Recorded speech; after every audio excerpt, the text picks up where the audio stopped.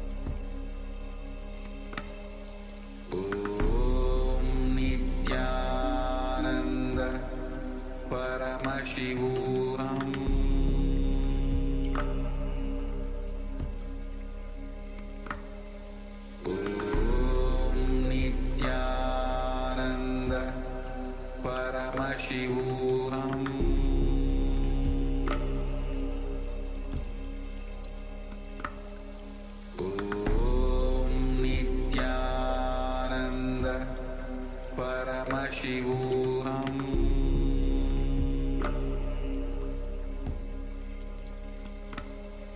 Om Nityananda Paramashivoham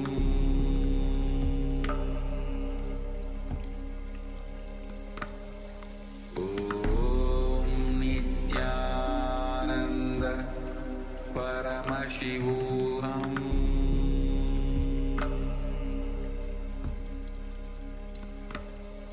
Om Nityananda Paramashivoham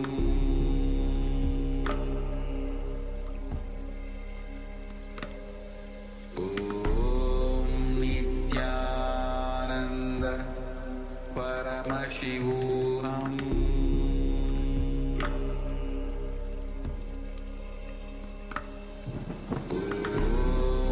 Nityananda Paramashivoham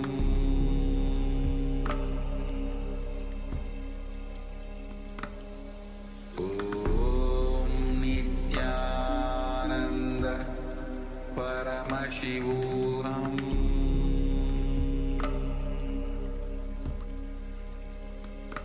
Om Nityananda Paramashivoham Om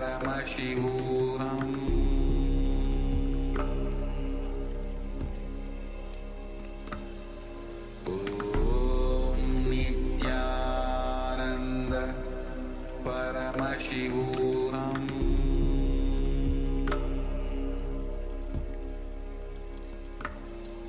Om Nityananda Paramashivoham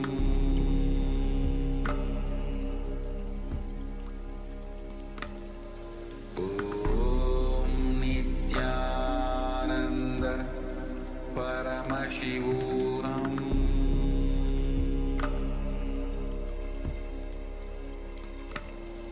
Om Nityananda Paramashivoham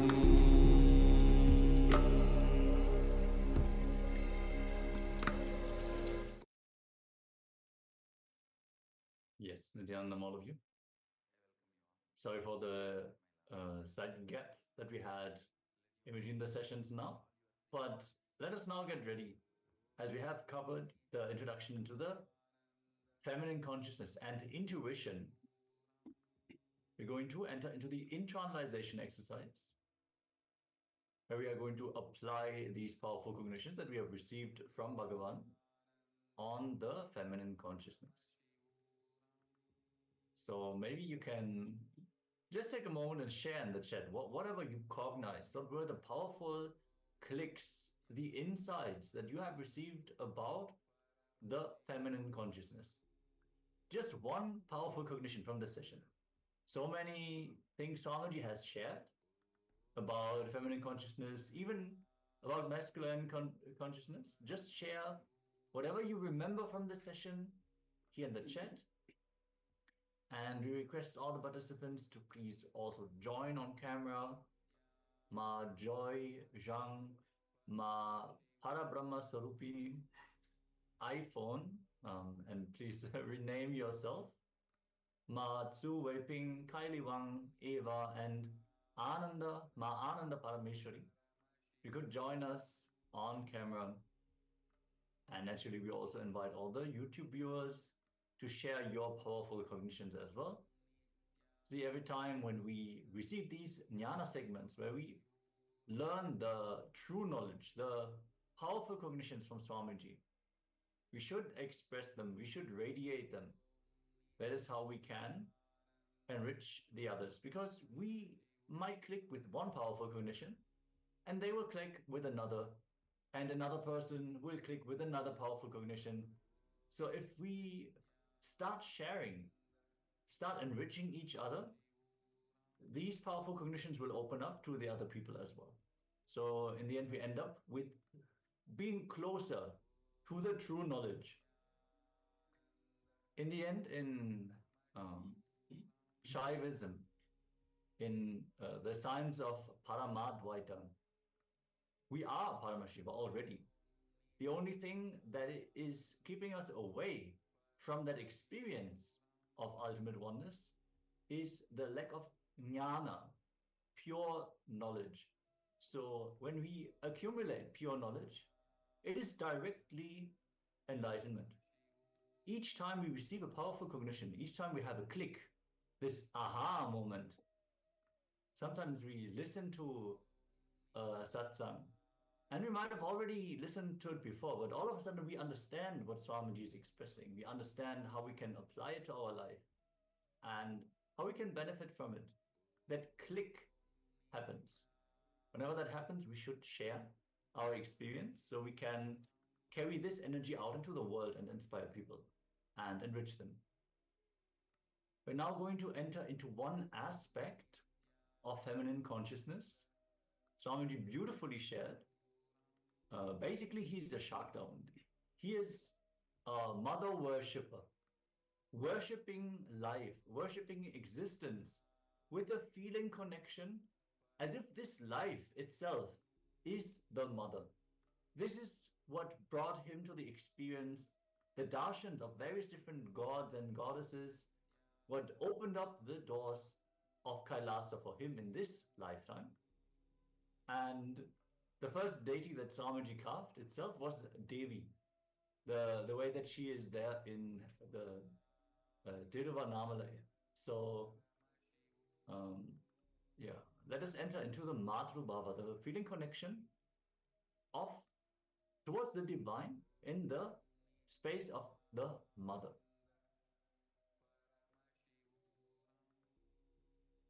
Yes, so let's let's now move on to the internalization exercise on incompletions with the mother. So in this exercise, we request you, the participants, to pen down all the incompletions, everything, all the patterns, all the incompletions that you have with your own mother. So requesting everyone to please gather a pen and paper. So just take a moment, gather a pen and paper, and we will start penning down all the incompletions that you have with your mother. And for each of the incompletions that you pen down, write also the incidents when these incompletions started, when these started in you. And be aware that these are generally, see, the mother is the first relationship that we have. It is a very important relationship. The mother is our first relationship. Our first way of relating to the world is through the mother.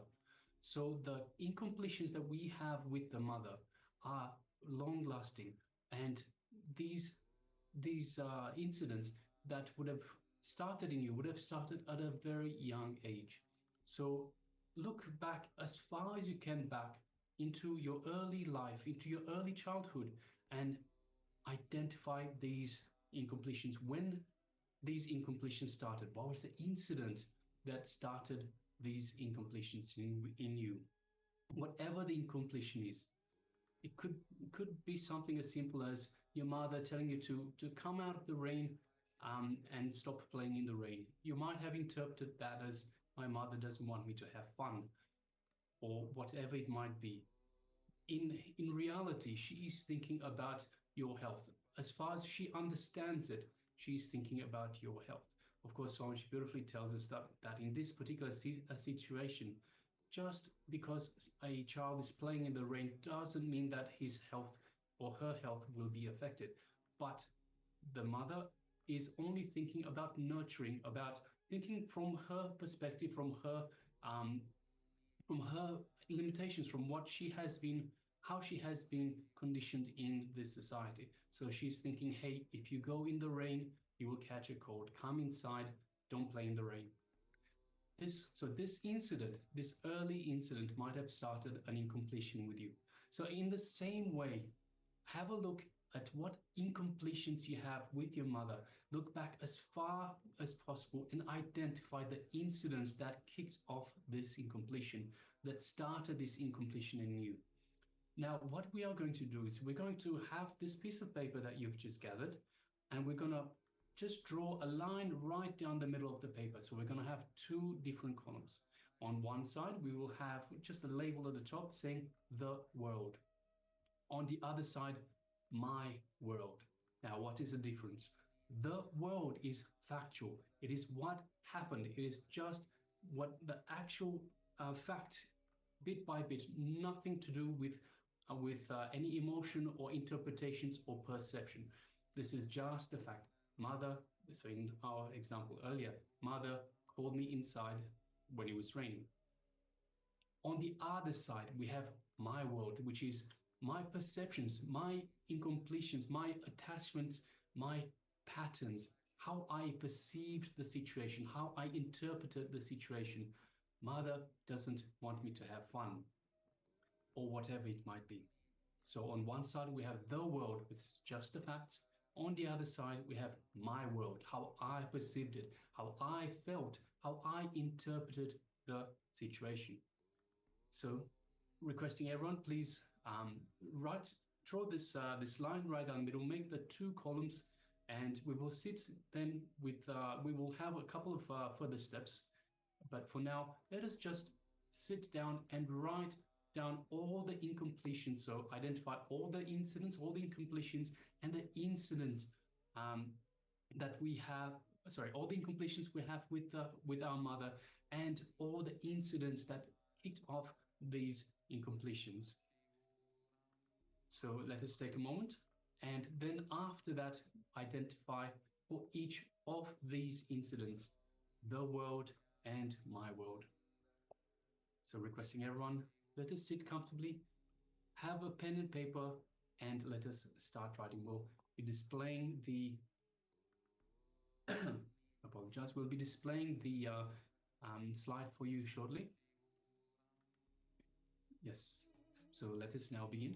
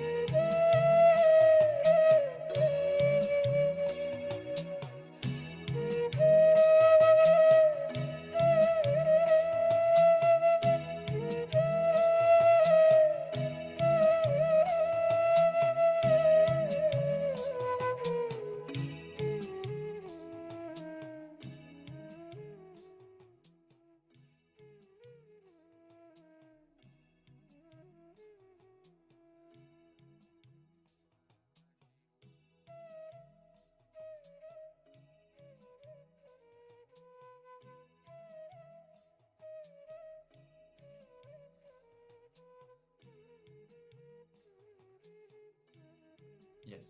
So now let us move on to the second step of this exercise. Sit with Swamiji's Atmamurti and share all the incidents as if you are talking to your mother. Share what actually happened and how you cognized it. Literally invoke Swamiji. Invoke your mother in Swamiji's Atmamurti. Now, it is important that you don't complain, you don't blame. It is supposed to come from the space of completion. Understand, there was an incident and you have experienced it in a certain way. That is the world that we have just identified. But actually, what happened is something else completely. Because all the interpretation, whatever you cognize from that incident, that is only your part. That is what caused all the incompletion in you. What caused you to have reluctance, resistance, and depending on the incident, depending on how you cognized it, all kinds of incompletions with your mother. And understand, it is not just the relationship to your physical mother, because the mother is the first representation of the feminine persona in your life. All the relationships to female bodies or the feminine energy will be impacted by the incompletions that you developed with your mother. So you want to come from the space of completion. So explain to her that you value her and you want to heal your relationship. So all of these things that you have identified are not to tell that she was wrong, and you don't want to apologize either for the way that you have perceived it. You just want to clean that resistance, that incompletions that you have built. You want to heal the relationship, and that is why you are completing with her. So when you invoke Swamiji, when you invoke your mother in Swamiji's Atmamurti, speak from that very space, from that healing cognition. Completion only leads to more completion, only leads to more completion. Beautifully, Swamiji has shared, when someone is having an incompletion with you, by you doing completion with them, you can heal that incompletion as well. So it is always a mirror. So even if you feel your mother has incompletions with you, you can complete these with this exercise. Very powerful, very important technique. So let us all settle down. And if you have any questions, maybe you haven't finished the first step of the exercise, please let us know in the chat. Take some more time, as this is an important exercise. Take your time for the completion. But for now, let us move on to the next step, which is the completion by invoking the mother in Swamiji's Atmamurti. Let's begin.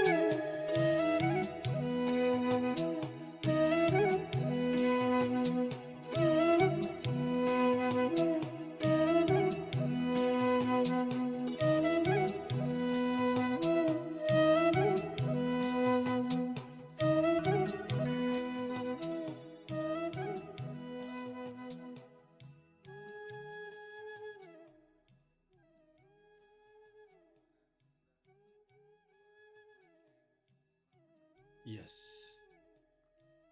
So after you've sat with Swamiji Satnamurti, let us now move to the next step in this completion exercise, completion with the mother. Pick up the phone and call your mother and complete with her, complete with herself. If your mother is not alive, you can always take a mirror, invoke the mother in the mirror and complete with her this way. If it's important to understand, this is a very important step, so please make sure that you do not take the easy way out and say, hey, I don't want to speak to my mother, or hey, I can't reach my mother, I'll just invoke her in the mirror. If your mother is alive, if she is in the body, please reach out, try as hard as you can and reach out. It is important to reach out and complete with the mother. As we mentioned earlier, the mother is the first relationship that you build as a human being. The first relationship, everything else that you experience in terms of relationships is based on this first experience, on this first relationship with the mother. It is why it's so important that we complete with the mother, and all the relationships will start making a lot more sense, will start being a lot more complete, a lot more fulfilling. So once again, let us pick up the phone and call your mother and complete with her, just in the same way that you completed with the mother when you invoked Swamiji Satnamurti. So let's take a few minutes, pick up the phone, call your mother and complete with her. Let's begin.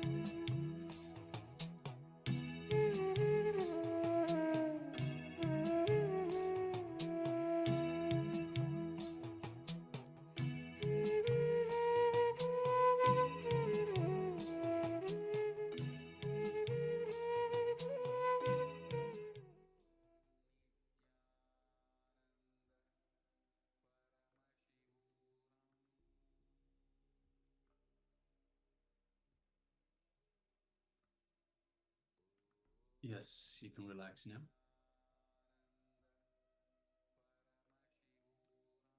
So this is a very powerful completion technique to complete with your mother. As we mentioned earlier, this is the most important relationship in your life. Swamiji tells us that the relationship that you have with the mother lasts your entire life. It is the root relationship. Everything else is built on top. So that's why it is so important that we have the right relationship from the right context, from completion, the relationship with the mother. All right, so now let us move on to the next segment, which is once again the power manifestation. So yes, for those of you that weren't able to manifest, and not only for you, for everybody, we have once again the opportunity to manifest this power of teleportation. So let us get ready once again. Let's gather a couple of cups. So the cups that we used in the first instance, in the first round. Once again, let us get the cups and make sure they are clean. So in the previous round, we might have manifested, but it might not be very visible. Let's make sure that first of all, we clean these cups. So they're nice and clean to start off with. And we have a clean starting point. So we know that anything that we see afterwards, anything that we have in the cups, in the second cup, which will start with being empty, we will know that this is only because of the power manifestation and no other reason. So for that reason, let us clean, just give it a quick wipe, make sure that they are clean. Yes, also have your phone torch ready, your phone light, to shine the cup and really check that it's fully clean. After the power manifestation, you're going to use the light to verify your power manifestation. Any specks that manifest will be visible with the phone torch. So make sure you have 2 cups, one with the powder and one completely clean. Take a few moments and set up for this power manifestation, requesting all the participants who are currently not on camera to switch on your camera and join us for this power manifestation. Ma Joy Zhang, Su Wei Ping, Ma Kai Li Wang, Ma Eva, Ma Ananda Parameshwari, and Ma Parabrahma Swarupini. Please join us for the power manifestation. Yes. So once you have the 2 cups in front of you, we will gather, this time we will have vermilion or kumkum. So kumkum is the powder that we use to put on the third eye, also known as vermilion. So we will have kumkum in one of the cups, and of course the other cup is empty. And in this round of power manifestation, we will transfer, we will teleport the kumkum from the first cup into the second cup. And once again, if you haven't got kumkum, if you don't have kumkum around, you can always use something else. So of course you can use basma once again, that we used in the first round, or you could use sandalwood powder, turmeric powder, whichever powder you have. Make sure it's a fine powder. Make sure it's a fine powder. And if you don't have those, any fine organic powder will do as well. So make sure it's a fine organic powder, preferably kumkum. If you don't have kumkum, then let us go for sandalwood powder. Let us go for turmeric powder, fine powders that we can teleport from one cup to the other. So we can teleport any amount from one cup to the other. These powders are actually preferred because they inherently have a very high energy.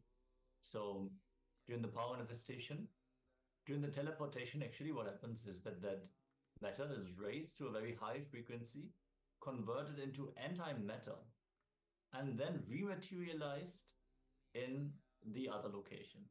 So that is why first the Vibhuti and Kumkum, these very powerful powders, are materialized before any other objects, bigger objects, manifest. So if you have them available, definitely use them for this power manifestation. All right, so once we have these in front of us, just give us, let us know that you are ready to go. You are ready to move on to the power manifestation itself. So you could give us a thumbs up or give us a wave, or perhaps even show us the cups, whatever method you wish, just to let us know that you are ready for the power manifestation.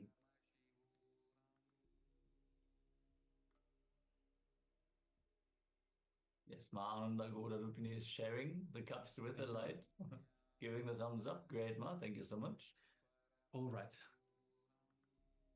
So once you have the cups, the two cups or containers in front of you, let us sit comfortably with the head, neck, and spine in a straight line to allow for the Kundalini energy to flow freely through your body. If you wish, you can close your eyes, but it's not compulsory. And let us just take a moment and unclutch from any impossibility, unclutch from any thought of doubt, judgment, whatever it might be, whatever comes to mind when we're now sitting and looking at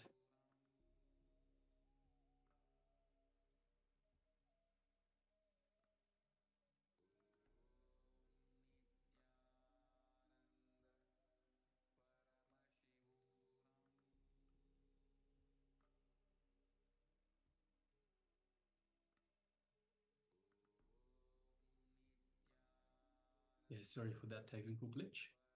So let us sit comfortably with the head, neck, and spine in a straight line, and let us unclutch from any thoughts that we have, any thoughts that come to mind when we think about teleportation.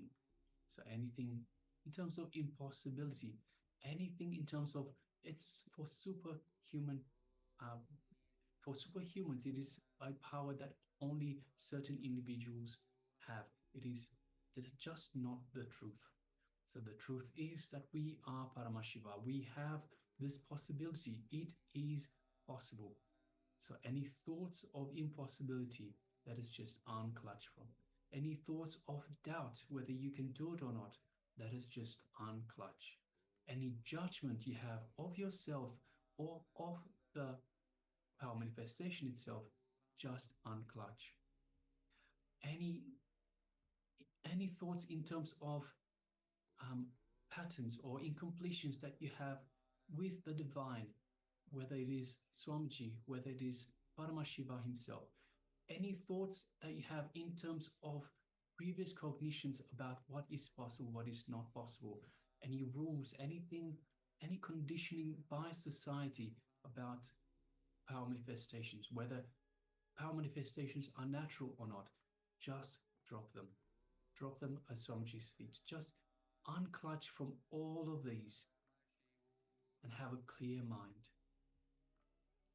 Unclutch again and again so we can reach this gap between two thoughts, this restful awareness where our true self resides. Again and again, unclutch.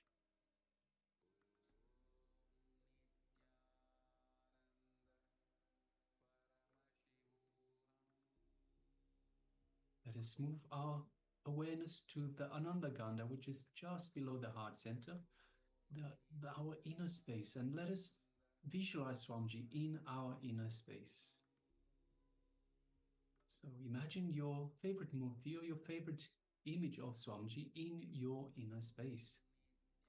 And just feel that connection to Swamiji. Build that connection to Swamiji. Kindle that connection, feeling connection to Swamiji, to the divine, through Swamiji to Paramashiva.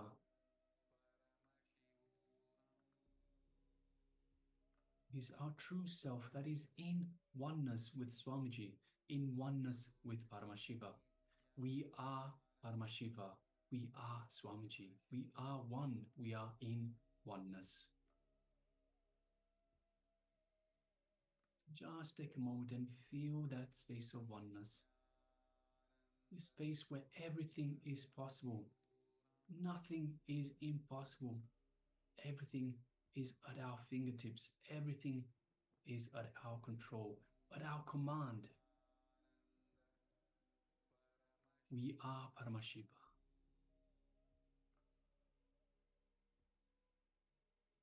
Now let us move our gaze just gently to the third eye, and through the third eye, let us look into Swamiji's third eye. So visualize Swamiji in front of you, and through your third eye, gently look into Swamiji's third eye. And as you do so, feel the connection, the energetic connection from Swamiji's third eye into your third eye. Feel your third eye being awakened and energized by Swamiji's third eye.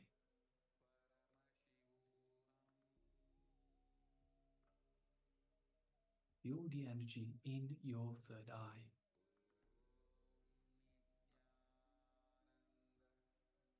Now let us make a strong declaration for the kumkum, the vermilion, to teleport from the first cup into the second cup. Strong declaration, powerful declaration that is the only reality that we will entertain. The only truth is the vermilion, the kumkum, teleporting from one cup to the other. This is our intention, our strong intention, and it is the only reality, the only truth. Teleportation of the kumkum from one cup to the other.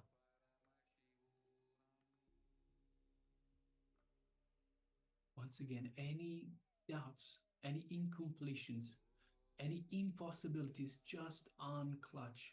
It is simply not reality. All these incompletions, just not reality. It is not you. You are Paramashiva. Anything and everything is possible. It is at your fingertips. Teleportation is possible. It is a reality. It is your reality.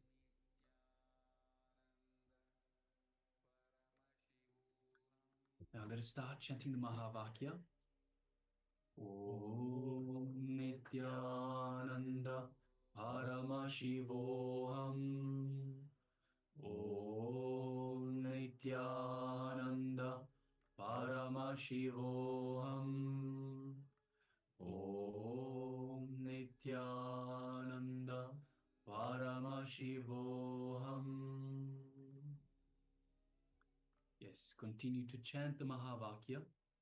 And from this space of oneness with Swamiji, with the divine, from this understanding that you are Paramashiva and everything is possible, let us start manifesting this power of Nityananda Paramashivoham.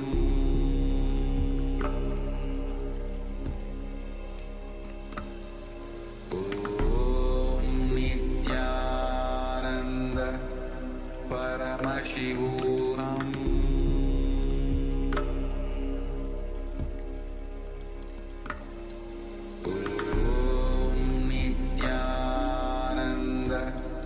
Paramashivoham.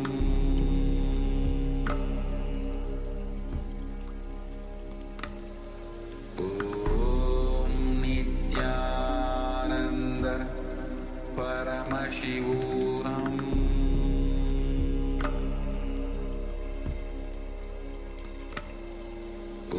Om Nityananda Paramashivoham.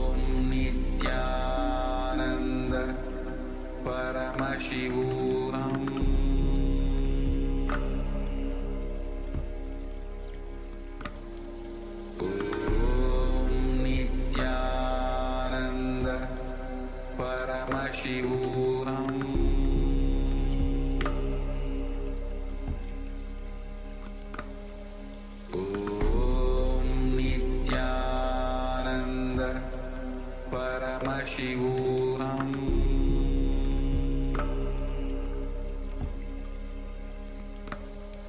Om Nityananda Paramashivoham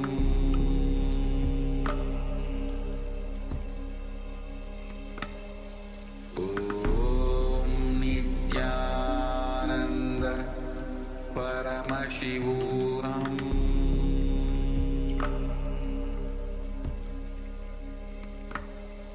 Om Nityananda Paramashivoham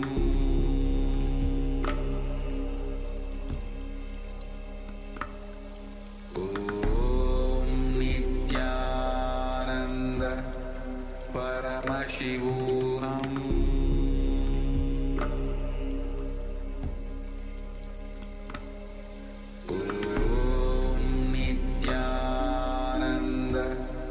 Paramashivoham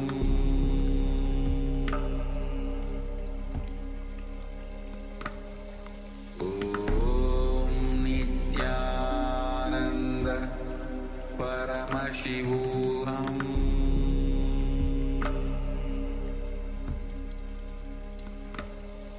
Om Nityananda Paramashivoham Paramashivoham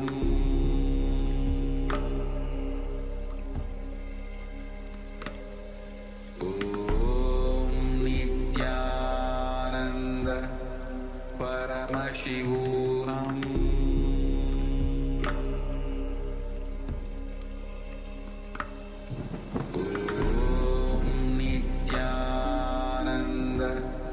Paramashivoham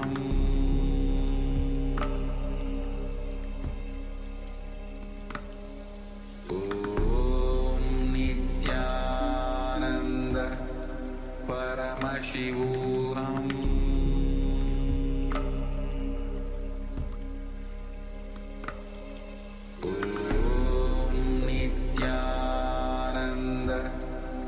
Paramashivoham Om Nityananda Paramashivoham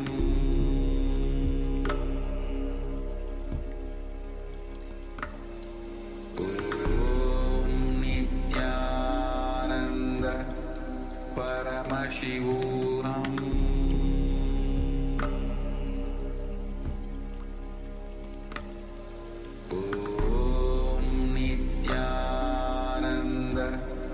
Paramashivoham Om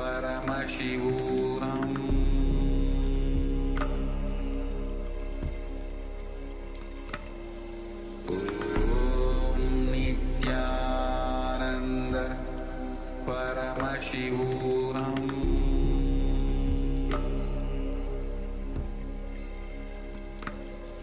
Om Nityananda Paramashivoham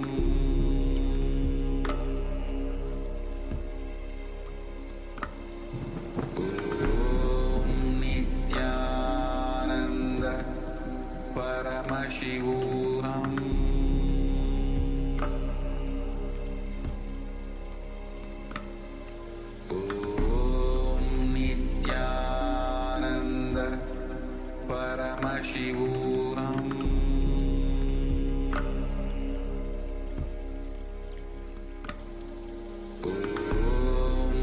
Nityananda Paramashivoham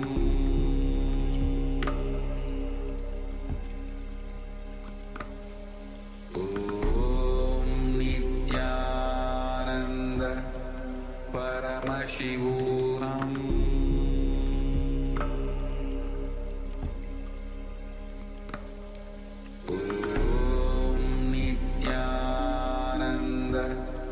Paramashivoham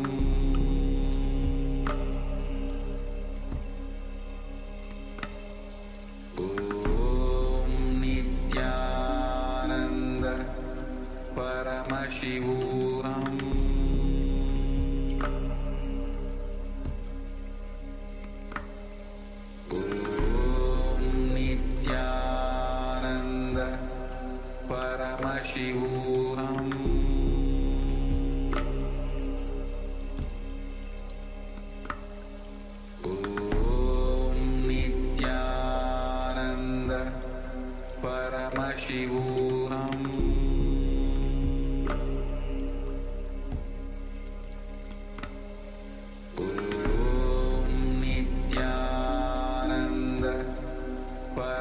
Paramashivoham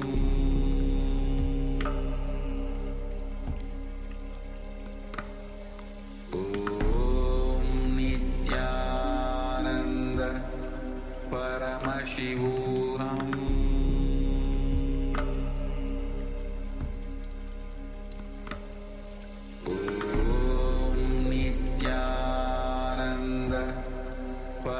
Paramashivoham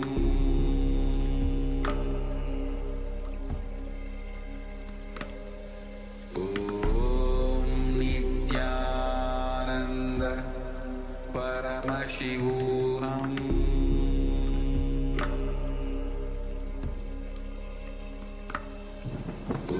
Om Nityananda Paramashivoham Paramashivoham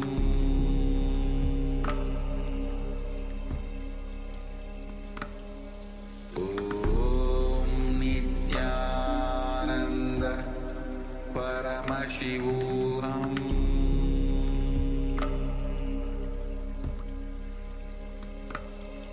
Om Nityananda Paramashivoham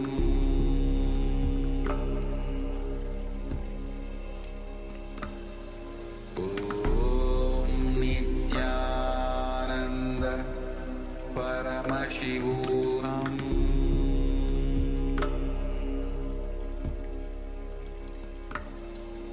Om Nityananda Paramashivoham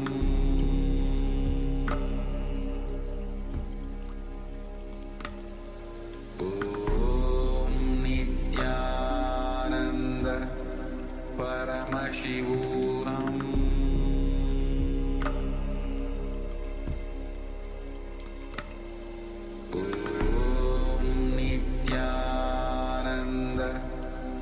Paramashivoham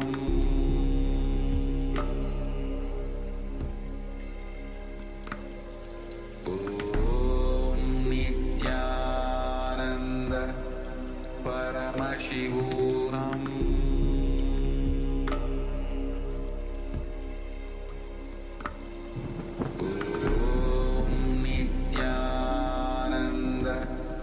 Paramashivoham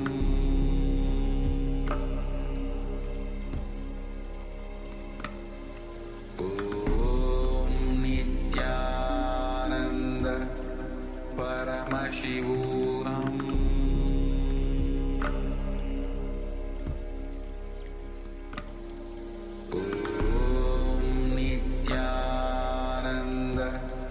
Paramashivoham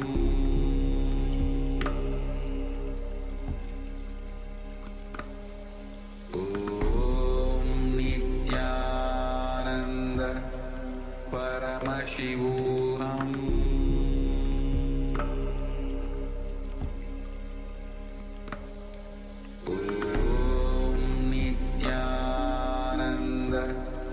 Paramashivoham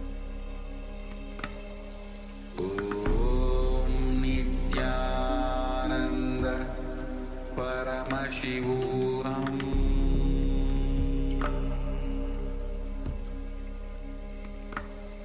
Om Nityananda Paramashivoham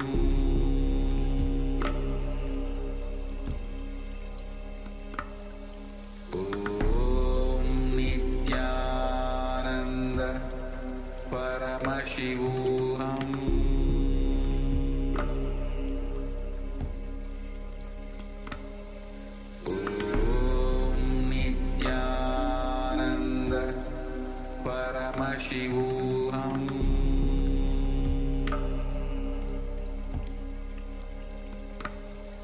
Om Nityananda Paramashivoham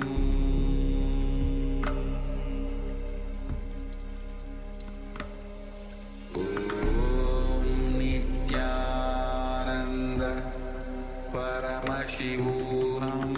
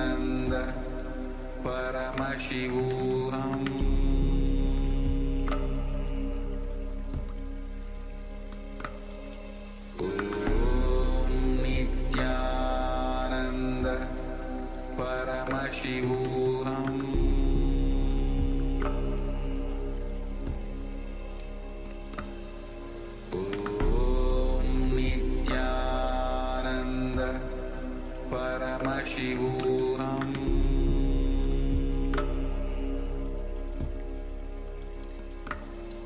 Om Nityananda Paramashivoham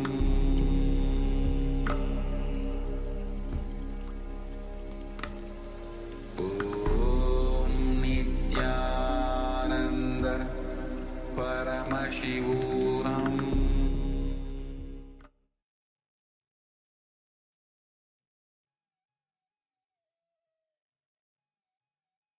Yes, you can relax now.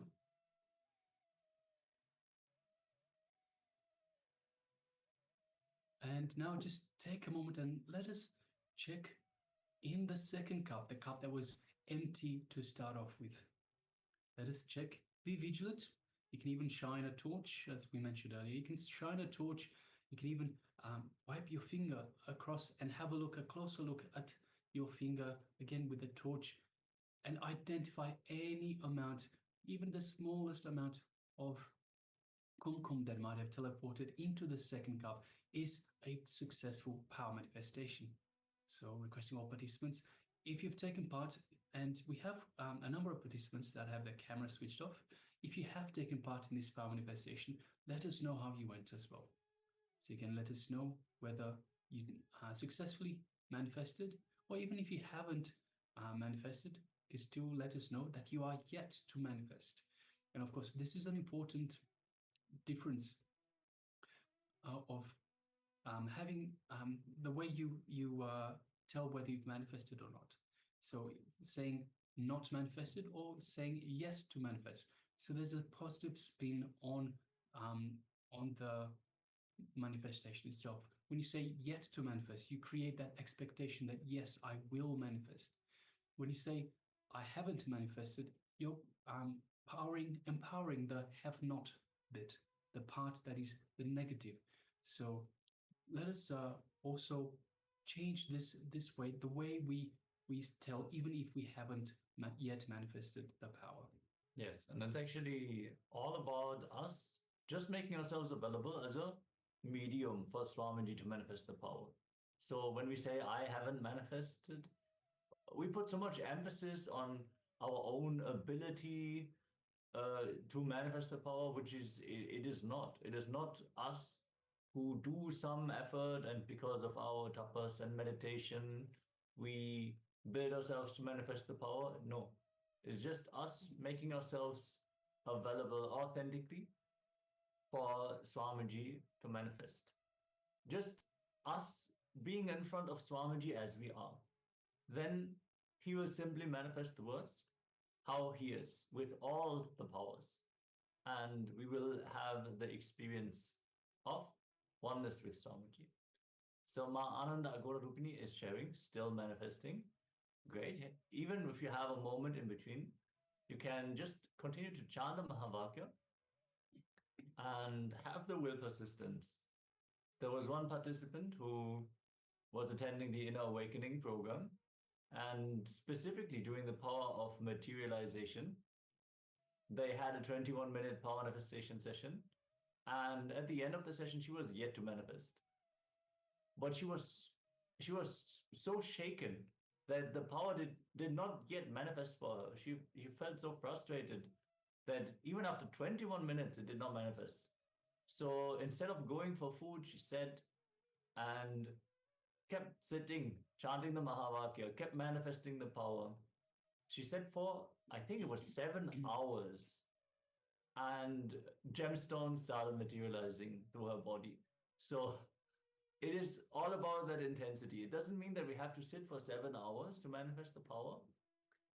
But like enlightenment itself, when Swamiji shares, we need to be ready for the eternal journey. Life is the eternal journey. If we see that infinity is in front of us, and we see, oh, so much work is there, so much that we have to do. No, that is the beauty of life. Even once this body goes, we still exist, and still we'll be enriching, we'll be causing enlightenment to happen. So it's a beautiful journey. So from the space of eternity, We can simply sit. There is no strain, there is no lethargy. Power manifestation is a beautiful opportunity to raise ourselves, because that is the time when all the patterns, self-doubt, self-hatred, am I even worthy? Did I do enough spiritual exercises? Did I cleanse my body enough? Maybe it is because of what I ate yesterday that now I'm feeling tired and power is not manifesting. All these ideas come up. So many superstitious ideas we carry, and we justify that, okay, no, that's why I'm not manifesting the power. But if we decide to unclutch and simply let Swamiji do what he does best, and that is bringing us towards the enlightened experience, just sit, making ourselves available, and enjoy the journey, then the powers start manifesting. When we take this playfully and we really nourish our feeling connection to Swamiji, that is the best space to hold during the power manifestation. You can also pick up any of the powerful cognitions that already clicked with you, where you already cognized, yes, this is how it will express through me. Sometimes we just know that something is ultimate, something is the ultimate truth. If we cherish that powerful cognition inside, that space in which we reside, that is already enlightenment. So from that space, we can simply manifest the power. So maybe next round, you can just take your Living Enlightenment book, just open any page, find a powerful cognition that you resonate with, that you click with, and just cherish that powerful cognition inside during the power manifestation. We want to definitely thank all the participants who joined us for the power manifestation. And we also want to welcome Yvette Chow for joining. Nityanandan, welcome. And with this, we're going to now move on to the next segment, which is going to be another Jnana segment. We're going to practice the presence of God.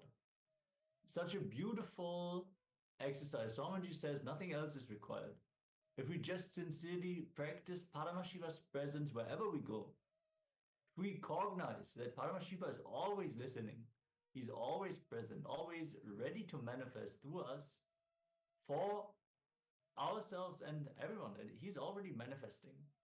So when we can cognize that he's always there, always listening, always ready, always manifesting, everything becomes Leela.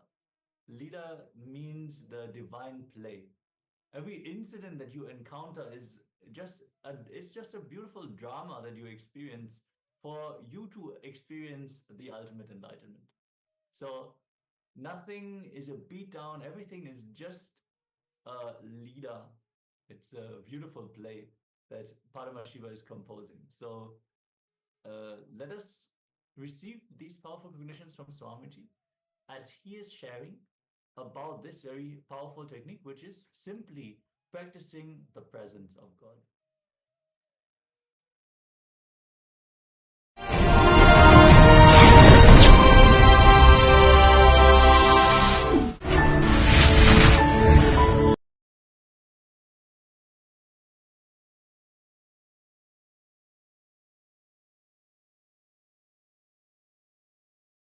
आनन्देश्वरसमारम्भाम् नित्यानन्देश्वरिमध्यमाम् अस्मदाचार्यपर्यन्ताम् वन्दे गुरुपरम्पराम्.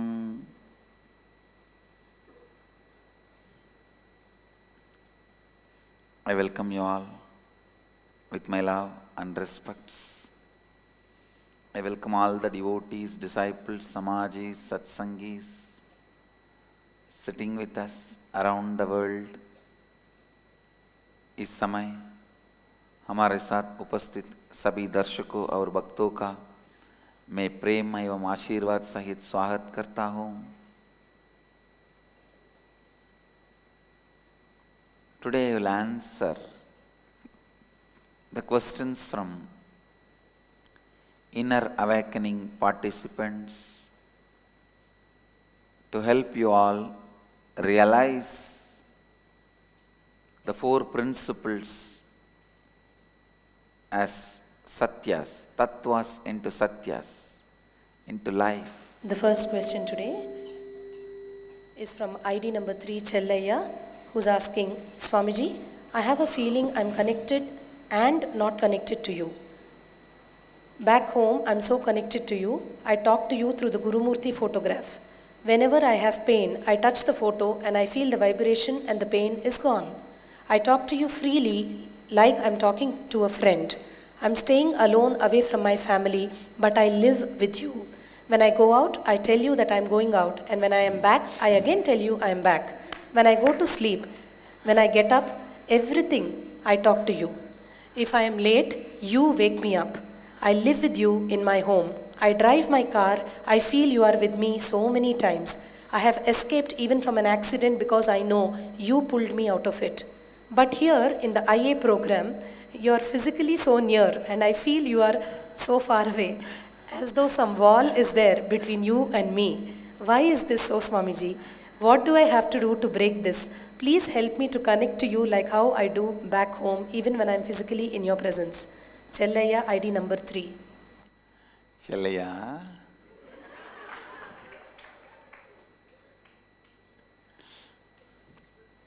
this is a very beautiful question. Right problem to have. See, I always used to tell, there are some wrong problems to have and there are some right problems to have.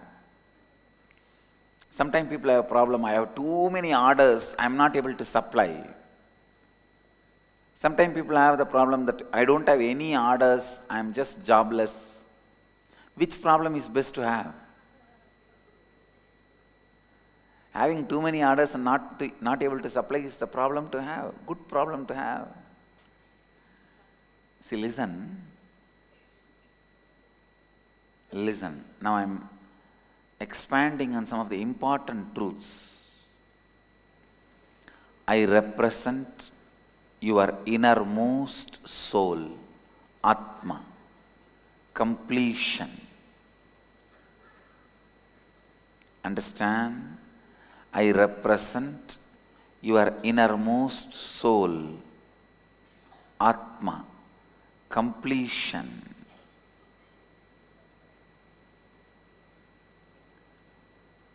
If you are able to relate with me through my photograph, means you have already done enough of self-completion. You are complete within you. The Swapurnatva is done.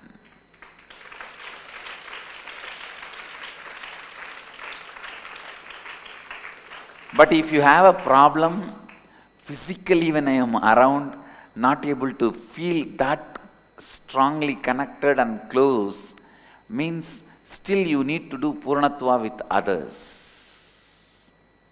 You need to do completion. Understand?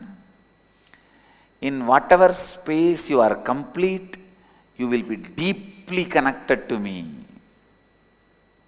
How many have this problem? Please raise your hand, whatever is said. Great. You have done a lot of completion with you, but even in the completion you have not completely completed. If you completely complete it, even with completion with others, you will be complete. Listen what I am saying. I am your soul. How you relate with me outside will be how you relate with the world outside. How you relate with me inside will be how you relate with you inside.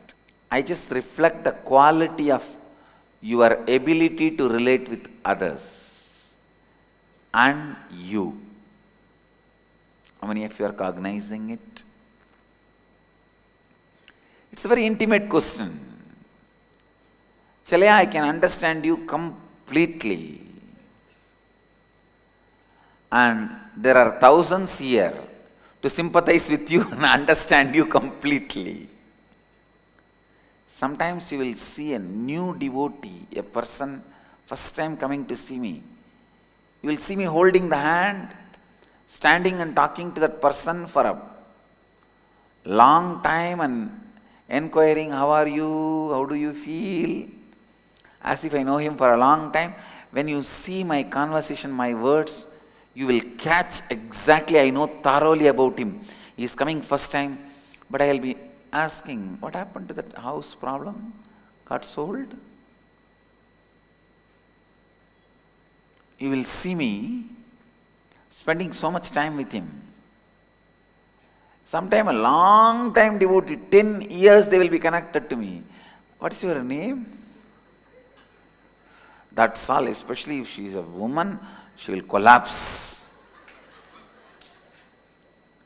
Have heart attack, brain attack, liver attack, kidney attack.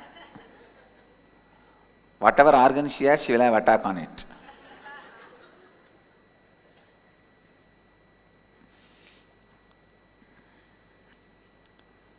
I just represent your level of completion. Chalaya, your state means you have done more swapurnatva but less completion with others. Now you need to concentrate on completing with everyone. If you are having the space of completion with all the relationship around you, you will feel the same nearness which you feel with my photograph with me physically. And I will also be reciprocating in the same way. I will also be reciprocating, reacting to you in the same way. Understand? Every devotee has his own version of me. Atmanityananda.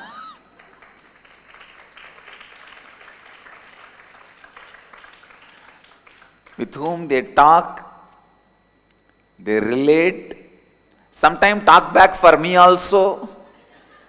How many of you talk back for me? God, when I am in the body itself. And then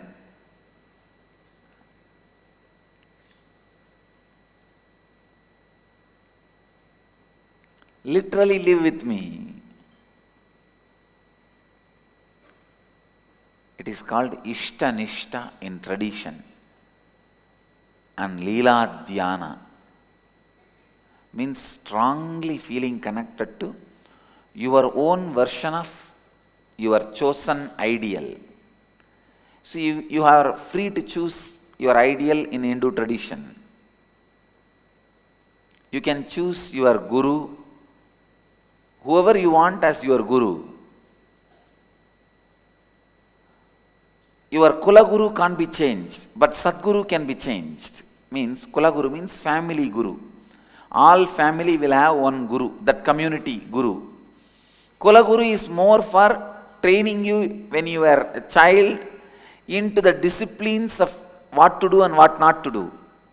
Like take bath 3 times a day, do Sandhya Vandana, Gayatri Japa.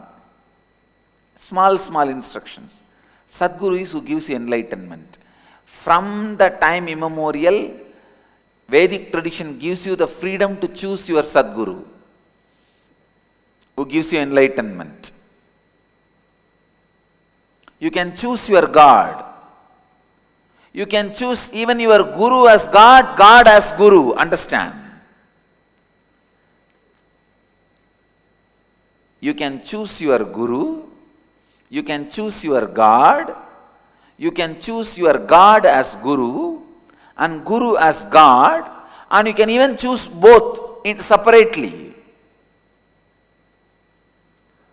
Choosing Guru as God, we have hundreds of examples. How many have done that?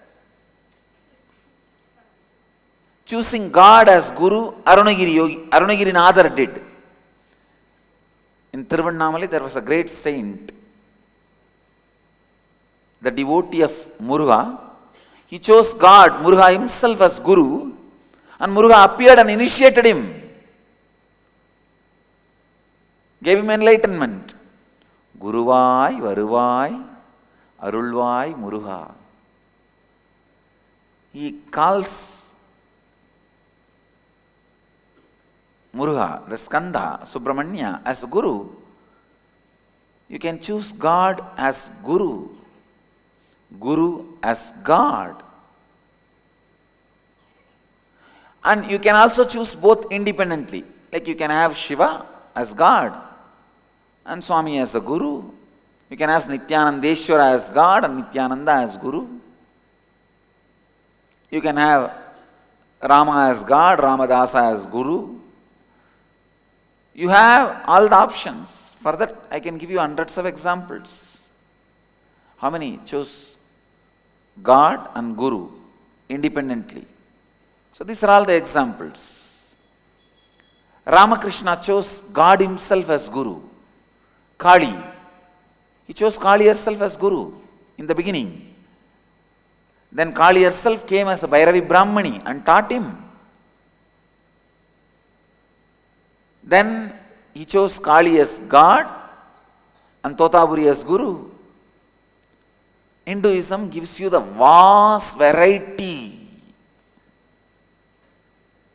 Vast variety.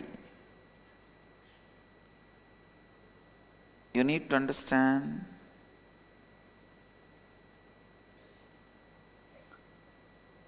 living with your chosen ideal is called Ishta-nishta, Leela-dhyana. I have seen so many people, ordinary village men in India, living with their chosen ideal and living the highest enlightened life without even knowing the word integrity, authenticity, responsibility and enriching and all that. Without knowing any of this, words, they are radiating.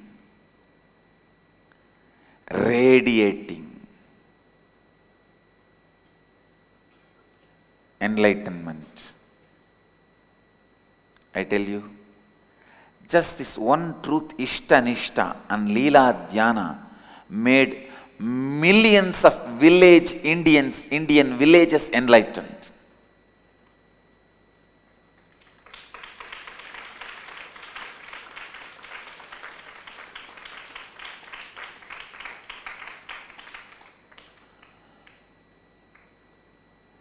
Millions of Indian villages practice the presence of God. Understand, what you are doing unknowingly, you are practicing presence of God.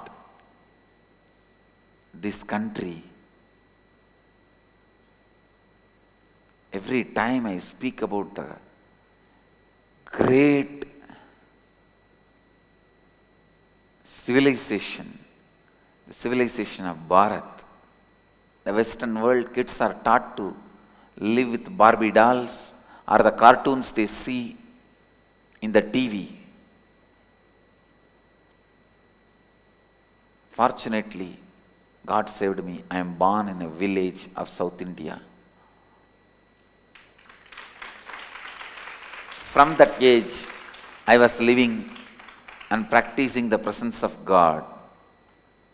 See, what I understood about Ganesha at the age of 3 and what I understand about Ganesha now is different. But that understanding at the age of 3 only has led me to this understanding. If I was too busy with the Mickey Mouse, Tom and Jerry at the age of 3, I would have been disillusioned at the age of 13 that Tom and Jerry does not exist. But I would not have reached any higher understanding. Because I started living with Ganesha at the age of 3, even at the age of 35, I have higher understanding about Ganesha, which has led me to the higher and higher planes of existence. Ishta-nishta and Leela-dhyana. Practicing presence of God, living with God. Understand?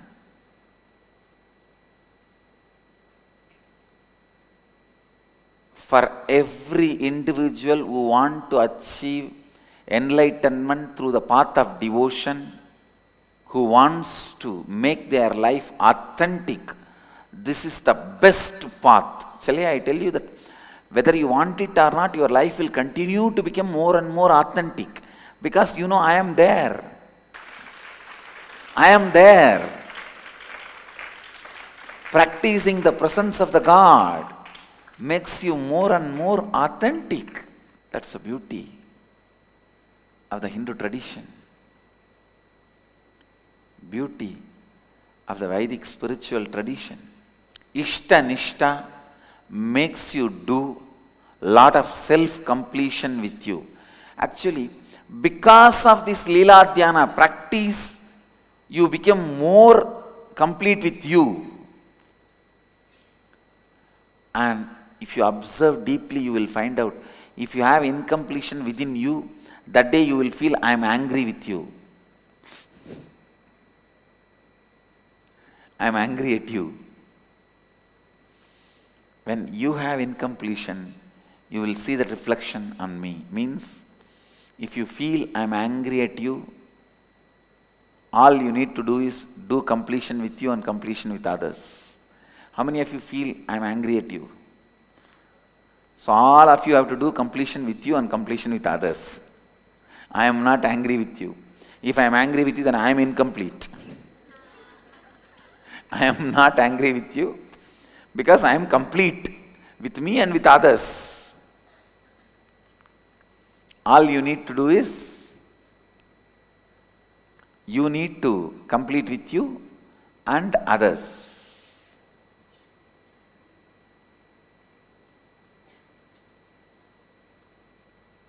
Understand the completion you need to do with you and with others.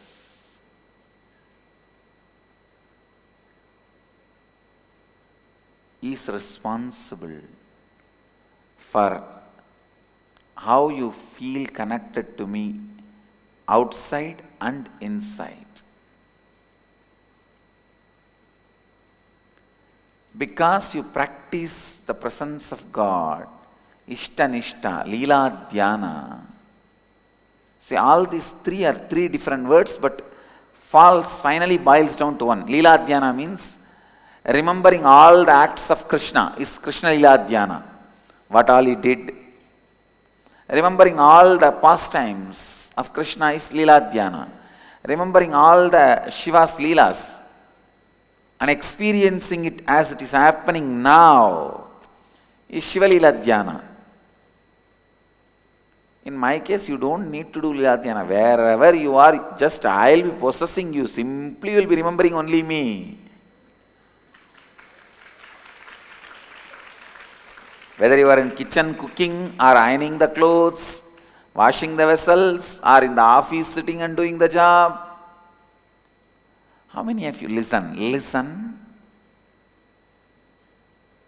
How many of you feel almost 24 hours as an undercurrent, I am there in your memory, in your life?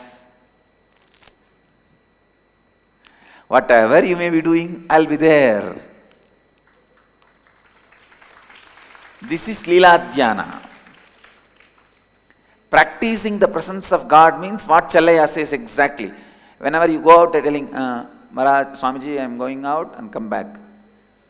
When you wake up, Swamiji, I am on time. See, I am in integrity. If not, see, Swamiji, I am late, I am completing with you. This is practicing the presence of God.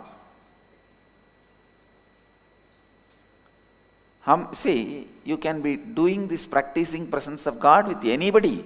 You can do with Shiva, Hanuman, Rama, Krishna, Devi, whoever you choose as a chosen ideal.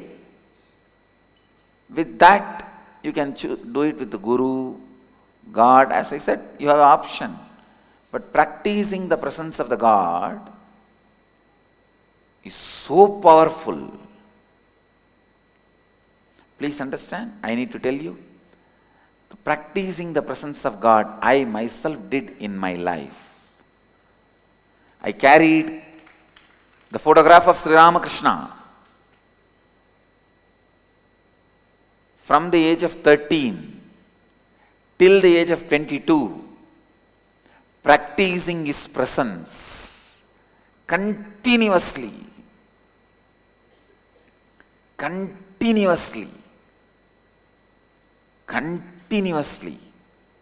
whole day. I tell you, practicing the presence of the God is one of the most powerful methods to make you authentic and integrated. Practicing the presence of the God is one of the most powerful and integrated method for becoming enlightened. Listen, I have defined Lila Dhyana. Lila Dhyana means being lost in the pastimes of the Guru or God. With God, one thing is that you may not be directly involved in that whole Leela. So you have to remember and try to practice. With Guru, you are directly part of it. So you don't need to try to remember. He will be remembering you. He will be remembering you. This is called Leela Dhyana. Even if you are afraid he is going to fire you, is a Leela Dhyana.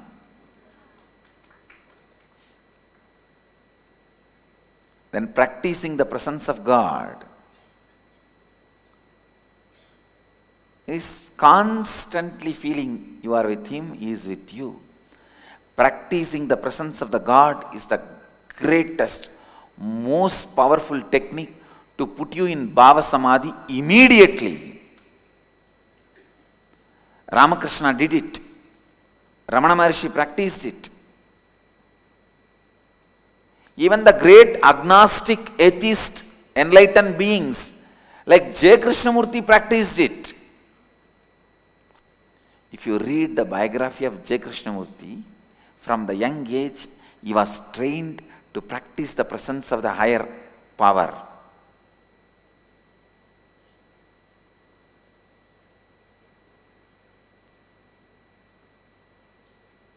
Other than the dirty mouth U.G. Krishnamurti, fortunately he died. Actually, I sent an email to him when I read his book. He was claiming enlightenment is pain. I sent an email to him that, come on, let's have a public debate in open. Poor fellow died immediately.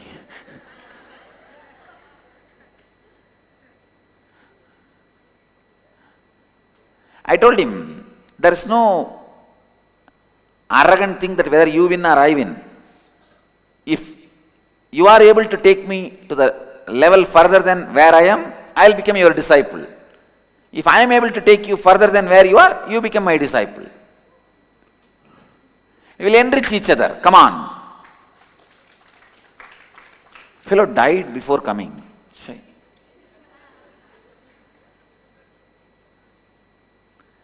Other than that dirty mouth U.G. Krishnamurti,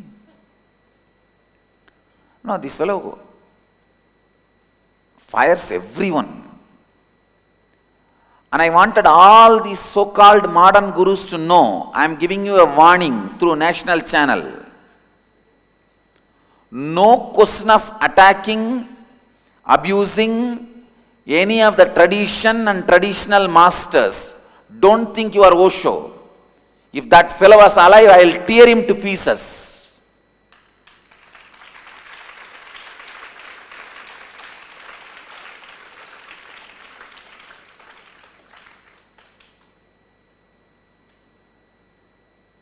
Every Tom, Dick and Harry, these trekker guru idiots, if you just put a jeans pant and grow a beard and have a backpack and do little yoga, you think you are a big guru and you have guts to attack the Hindu tradition and traditional gurus. I have come. That time is over.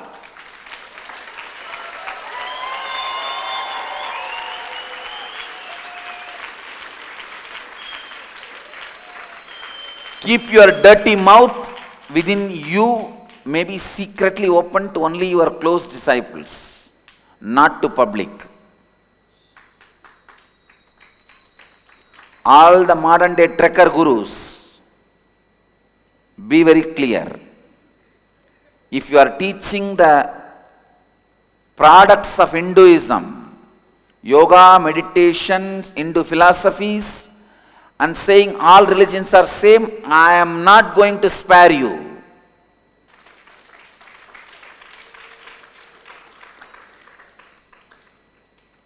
If you teach Quran and say all religions are same, Muslim leaders are going to spare you.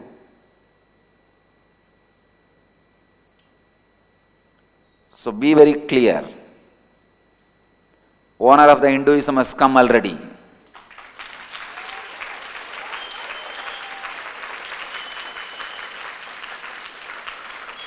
None of you guys will talk in the language of Osho. If you don't have respect for tradition, you live your life and die. We don't care. But no question of attacking. Osho made attacking these traditional gurus as a fashion. Attacking Shankaracharyas, attacking Pramukh Swami Maharaj, attacking Asharam Babuji, attacking all the traditional gurus. He made it as a fashion. Fellow fortunately died before I came, before I started my public life. Otherwise, I would have given him the same taste of his medicine. But only you know, fellow saved himself by dying. All these fellows left and right abuse these practices like presence of God. So because Osho set a trend, all the fellows till these Dadiwala gurus putting a jeans pant and having a backpack, and if you know, just stretch your hands, stretch your leg, blow your nose 3 times. If you know that, immediately you think you are a guru and abusing all the tradition. Flush your Vedas. One fellow has made a comment, one of the so-called guru. Flush yourself first. If you can't, tell us, we will do it. Now it is time. All these so-called modern backpack trekker guru fellows, keep away from Hinduism. Don't try to attack Hindu gurus or Hinduism. I wanted to give this as a warning on a national channel. If you know how to talk, we will also know how to talk. Constantly hurting the religious sentiments, hurting the Hindu religious sentiments has become fashion. See, these trekker gurus have naturally little charisma and orating skills. Naturally, the traditional gurus, many of them they have spent all their time in meditating and growing spiritually. They may not have those few of those skills, those drama skills. So these fellows go on attacking them. I have come having both. I can do your drama and that drama, both.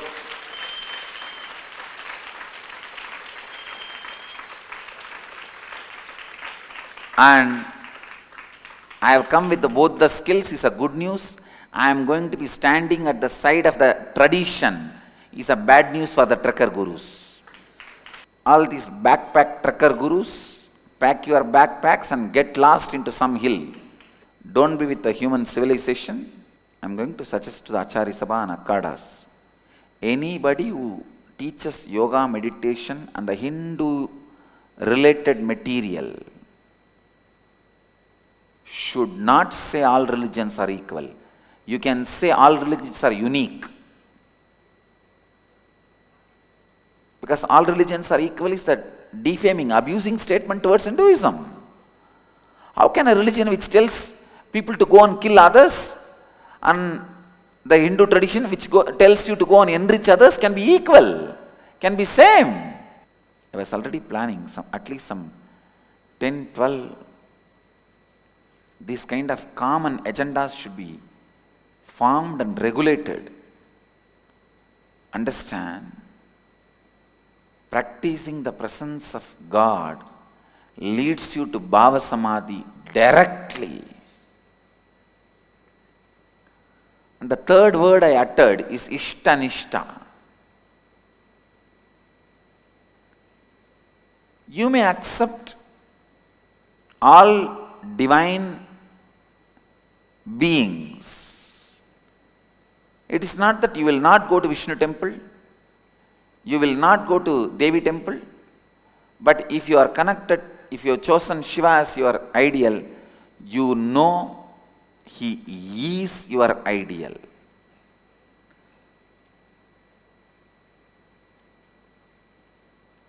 Ramakrishna gives a very beautiful example. A woman in the house, she will serve everybody. She will serve the brother-in-law, sister-in-law, father-in-law, mother-in-law, husband's elder brother, younger brother, sister's husband, everyone she will serve, give them food, give them water to wash the hands, take care. But she knows her bed is only for her husband. Same way, you may bow down in front of any god or any deity or any guru, but you know you are bowing down only to your guru in this form.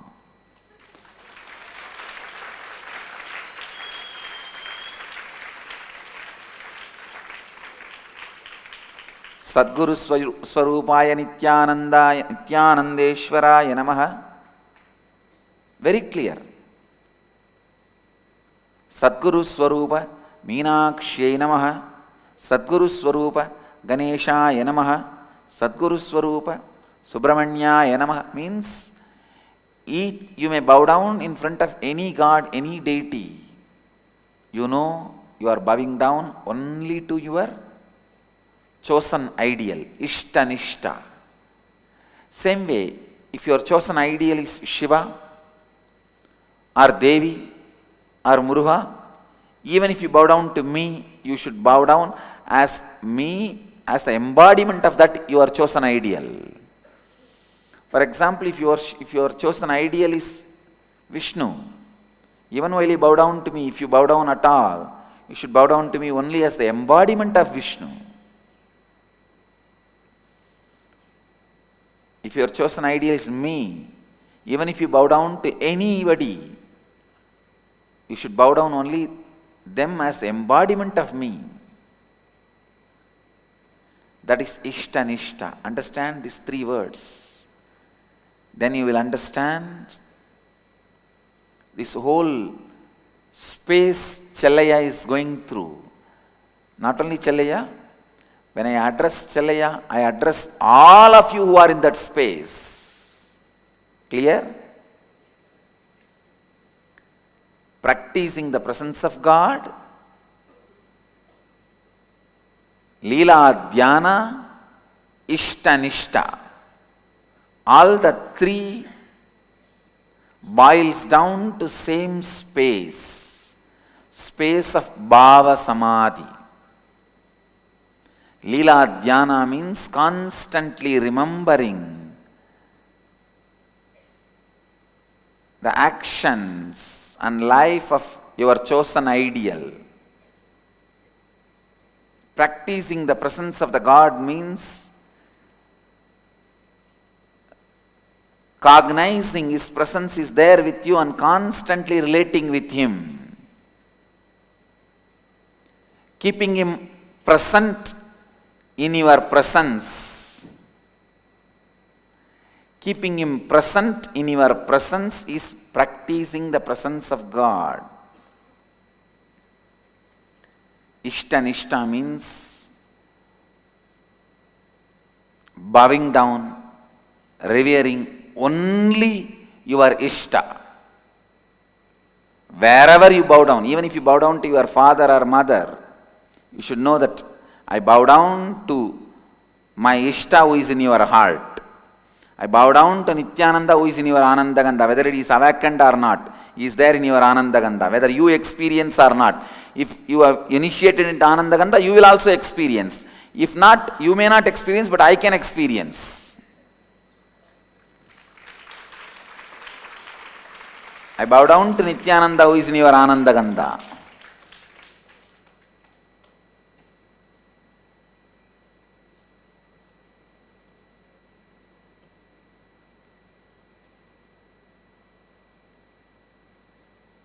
Solution for this feeling close with the photograph and very distance with me is listen.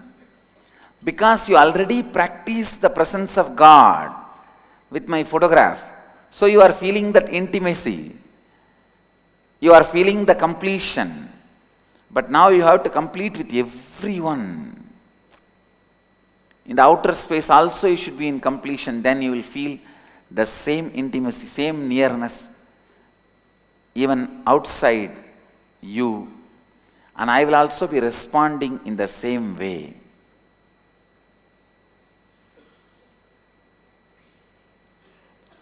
All the ashramites who are with me in the past Janma practiced the presence of God and received boon to live around me, but unfortunately they forget, and when they are given that space, they abuse, they miss to continue to practice the presence of God and miss, and the next Janma away.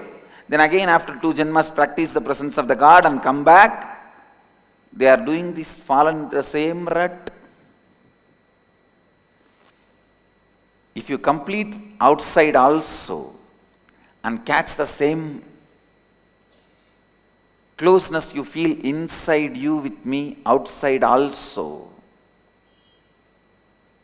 you are complete and you live enlightened life.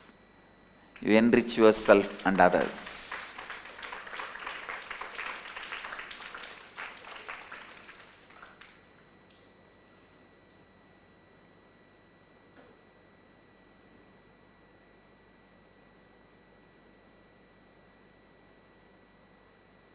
So all you need is more completion with others.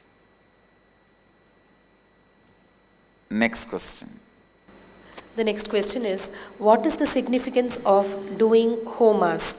Especially when I'm sitting in your breathing space the whole day, is there anything else that doing a homa can add more to my inner space and my spiritual growth? Can you please explain? What is the significance of doing homas? When I am sitting in your breathing space whole day, is there anything else doing a homa can add more to my inner space and growth? First listen. What's the significance of doing homas? Homa is not faith-based action, it is science-based action. First understand, it is not faith-based action, it is a science-based actions, which has been considered as a science because media promoted it.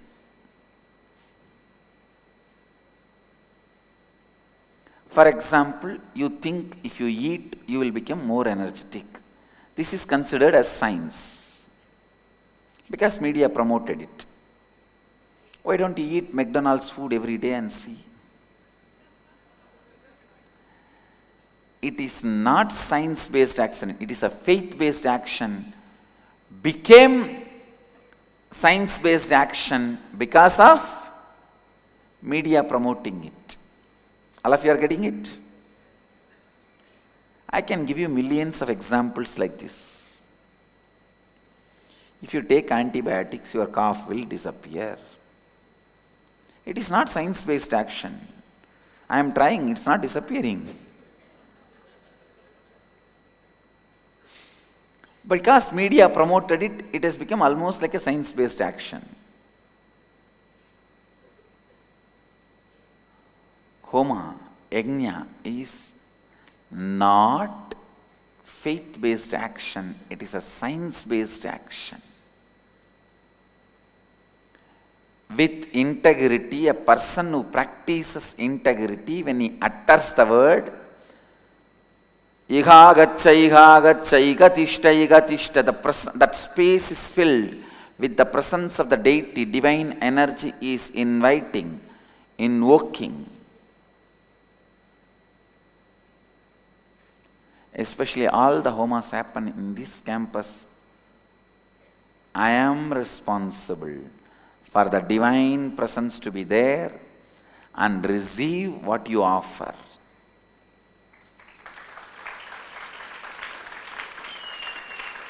Getting it?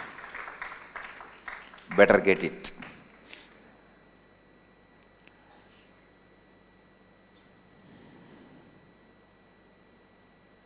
Understand? When you invoke those energies in the fire properly and procedures, divine appears and receives your offering.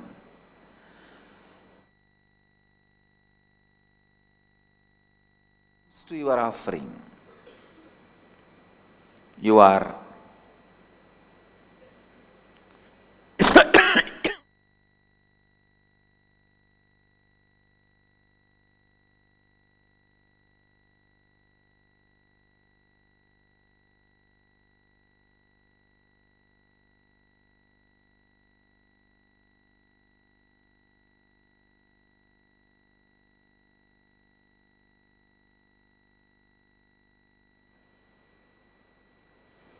experience the space of the divine.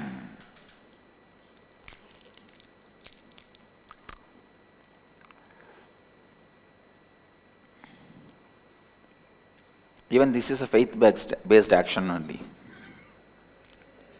If you take strepsils, you will not have cough. No. If you take strepsils, your throat is engaged in something else, so you don't have cough. That's all.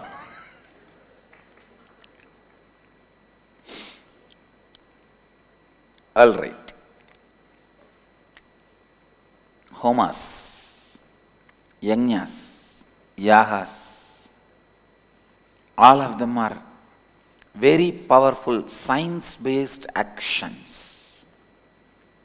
Tomorrow, Kala Bhairava Homa, you will see the presence. Literally, you will be there, receiving the offerings, responding to you.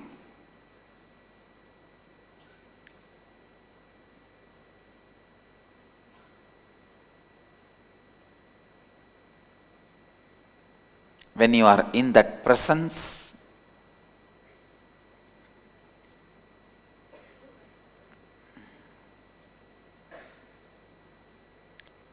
offering, please understand, he will be straight away, literally answering your prayers and giving you the boons.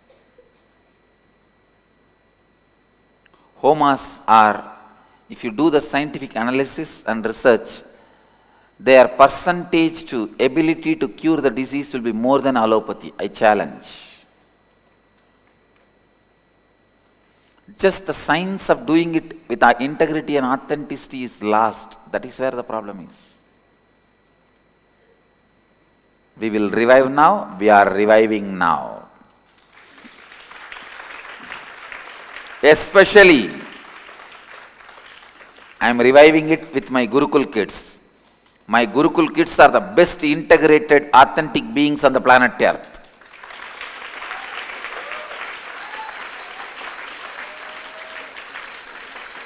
They are going to be chanting these mantras. Do you know the effect of that in the Planet Earth, you will see. You will see. And I commit with you all, I'll create group of my Gurukul kids able to do all these yajnas like a Varuna yajna, and literally 100% I guarantee when they go and perform those yajna in any city, simply it will rain. I'll demonstrate. Please understand, I'll demonstrate and show 100% result for the yajnas like Varuna yajna and Vaidishwaraya homas. You will see, I am training.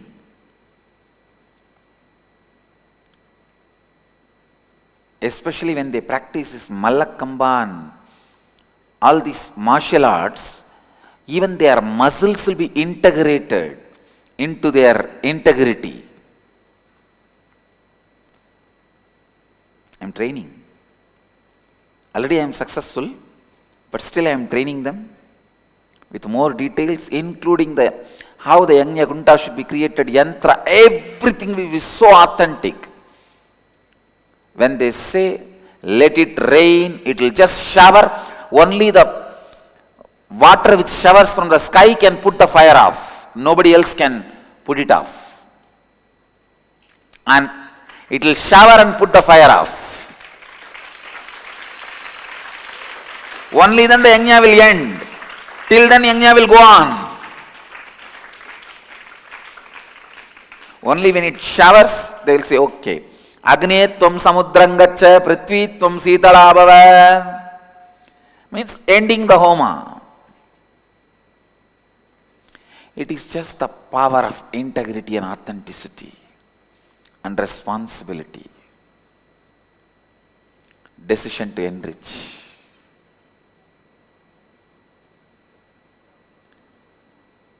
I'll prove this as a science to the world.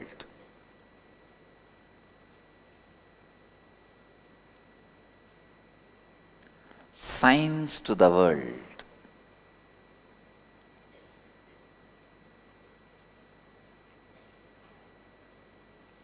When you are sitting in my breathing space or in the homa, be in the space of pure listening.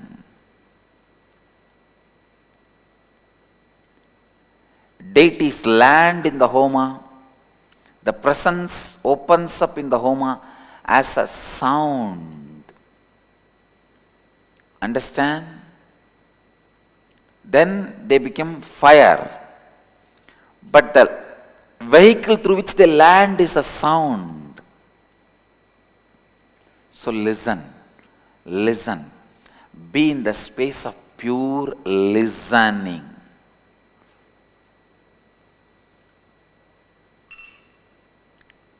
It can transform you. It can transform you. It can just transform you.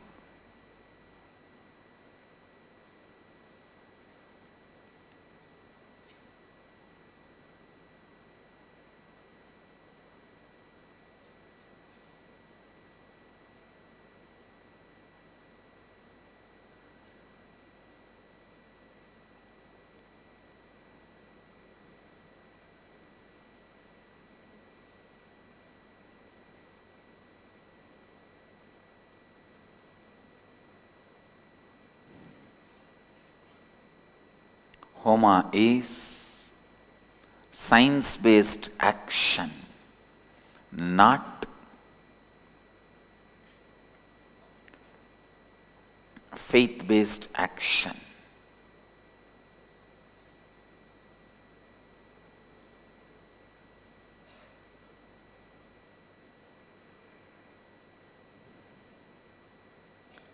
With this, होमा आपके विश्वास पर आधारित नहीं है, होमा एक वैज्ञानिक कार्य है.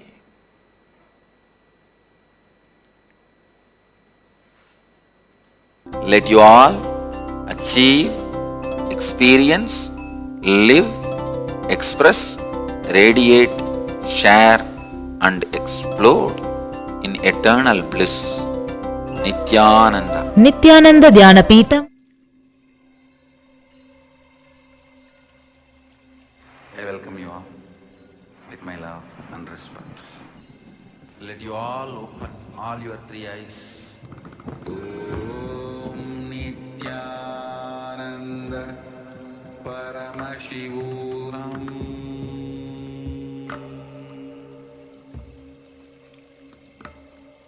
Om Nityananda Paramashivoham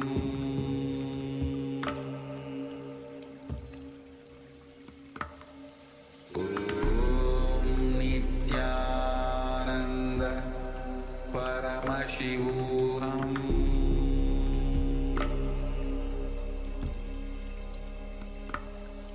Om Nityananda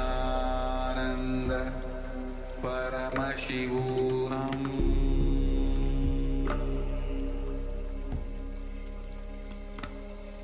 Om Nityananda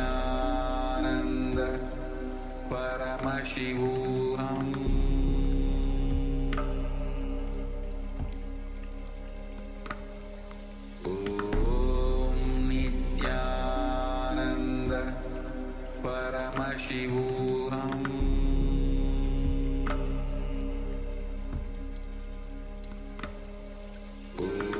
Om Nityananda Paramashivoham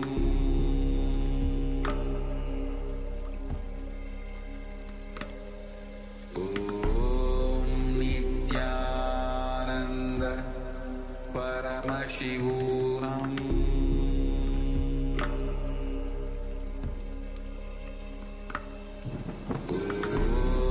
Nityananda Paramashivoham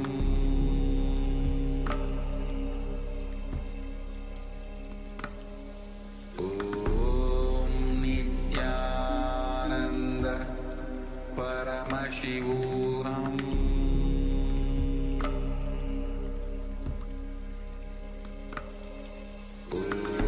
Om Nityananda Paramashivoham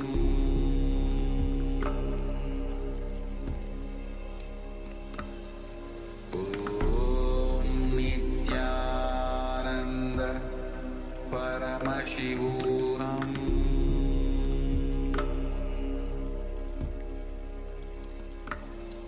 Om Nityananda Paramashivoham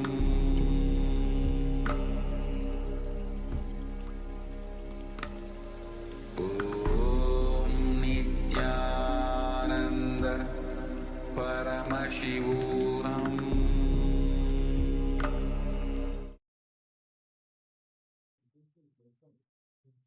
Yes. Nityanandam, all of you. With this, let us now all settle down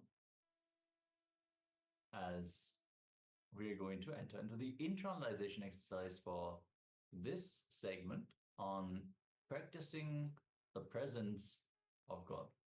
Swamiji has covered the various different religious sentiments and their significance, how important it is to uphold the traditional practices like homas.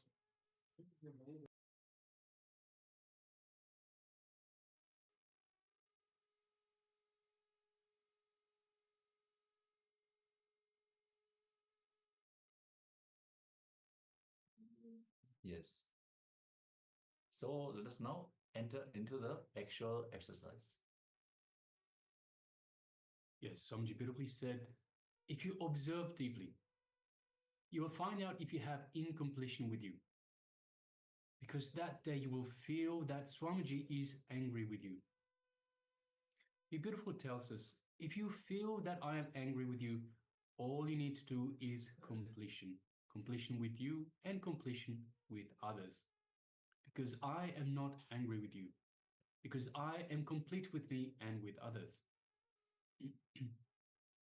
So all the incompletion is on your side. So understand, if you feel like Swamiji is angry with you, if you feel that Swamiji, for some reason, angry, unhappy, there is always, it is always because you have some incompletions. Incompletions both with yourself, incompletions with others. So let us contemplate on this very understanding. So understand that Swamiji is in complete completion. The space of complete completion is not incomplete with anyone, is not incomplete with anything. He is in complete completion with the entire cosmos. So with this understanding, let us start writing down 25 powerful cognitions and decide to live in completion with yourself and with others. So let's take a few moments. Make sure you have a piece of paper with you and a pen, and write down the powerful cognitions, the declarations, how you are going to live powerfully. See, in many situations, this is just an example. In many situations, we feel the outside circumstances are what is restricting us, but it is actually the incompletion, the incomplete perception of reality as manifestation of Paramashiva. Swamiji will not even be touched by the external happenings. Ashutosha, easily pleased. So, yes, let us enter into this internalization exercise. If you have any questions or doubts, let us know. And for now, let us start writing all the powerful cognitions.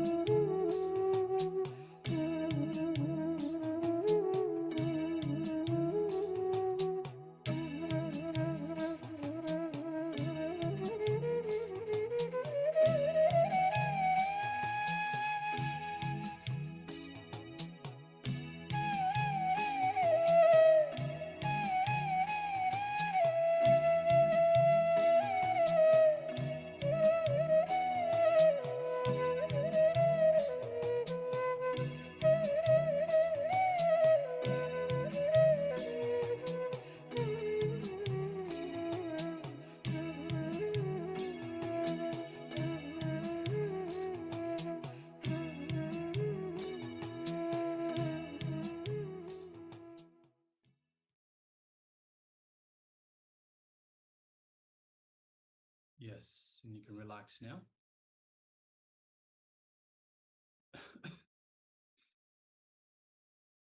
So once again, we have written down 25 powerful cognitions, and we have made a strong decision to live by those completions, to live by those powerful cognitions. And if you wish, you can let us know some of the powerful cognitions that you received from the Supreme Pontiff of Hinduism, from Swamiji, over the course of this program. So requesting all participants, we have a number of participants that do have their camera switched off. So if you are with us, if you're there, please requesting everyone, please switch on your cameras. So we have Ma Joy Zhang. We have a participant that is labeled as I4, requesting if you could please, first of all, rename to your actual name, and also switch on your camera, be available in the camera frame itself. And the same goes for Ma Shuwei Ping, Ma Kaylee Wang, Ma Eva, Ma Ananda Parameshwari, Ma Parabrahma Swarupini, and Ma Yvette Chow. So requesting everyone, please switch on your cameras and be available in the camera frame.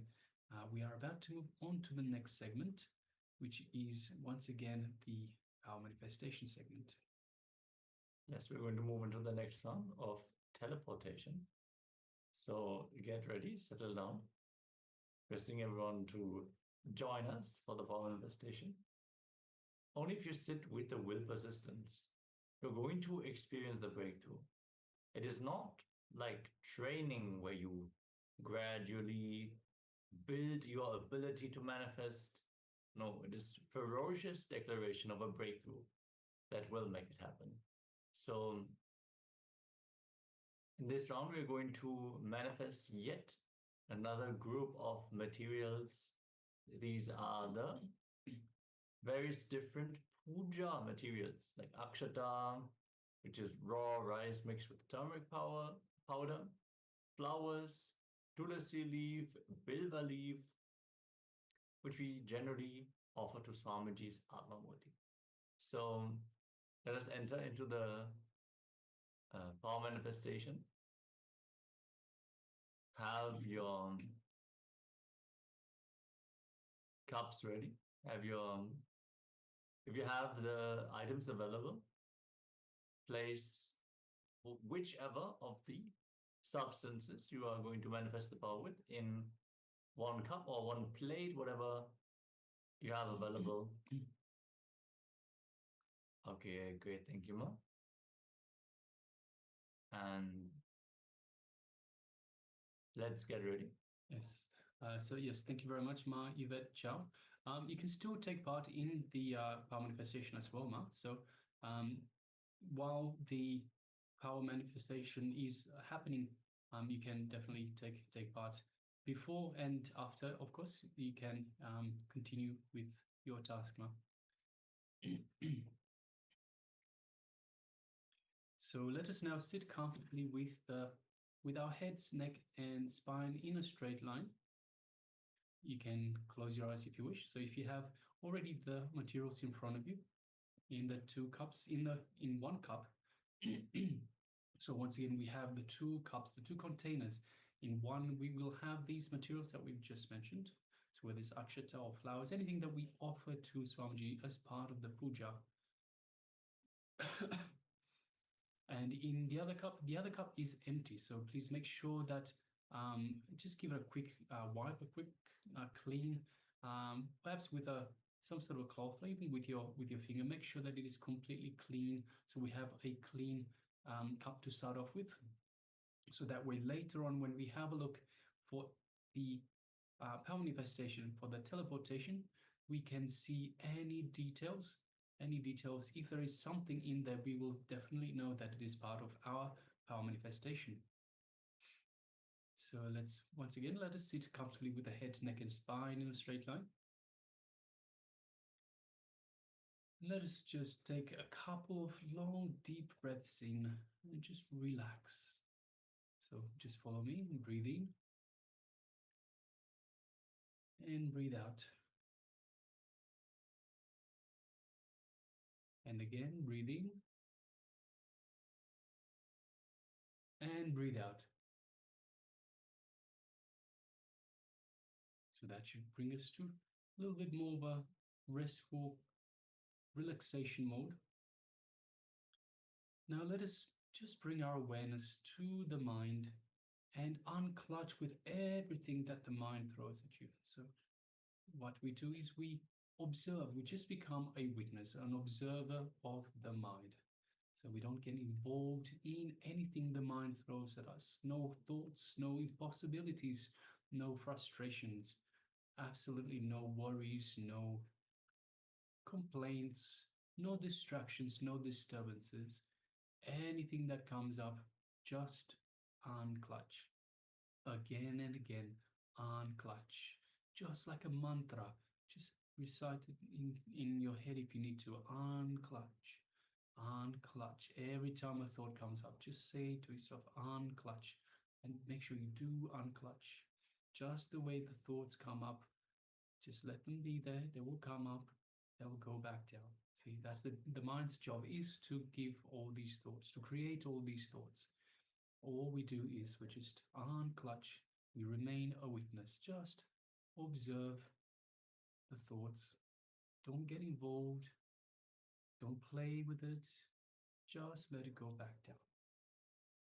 Again and again and again. Let us get into a state of perpetual completion, perpetual unclutching, again and again. Soon we'll find that the gap between two thoughts becomes wider and wider, slowly, because the thoughts will no longer be connected. This is how we unclutch. They will no longer be connected one to the other. So we unclutch, and the gap between the two thoughts becomes larger and larger. And of course, it is in this space of awareness, of restful awareness, that we find our true self. We connect to our true self. We are in oneness with Swamiji, in oneness with the divine Paramashiva. So continue to unclutch again and again. Nothing is impossible. We are in oneness with Paramashiva. We are Paramashiva. We are from Paramashiva. We are of Paramashiva. We are Paramashiva.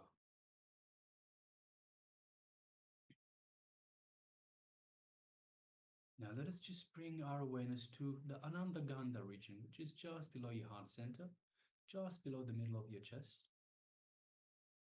It's also known as your inner space, and just visualize Swamiji in your inner space. You can visualize your favorite murti, your favorite image of Swamiji in your inner space. The one that you feel most connected to. You have that feeling connection to Swamiji, to that particular image, your favorite image, your favorite murti of Swamiji. Just take a moment and kindle that feeling connection. Just feel it get stronger.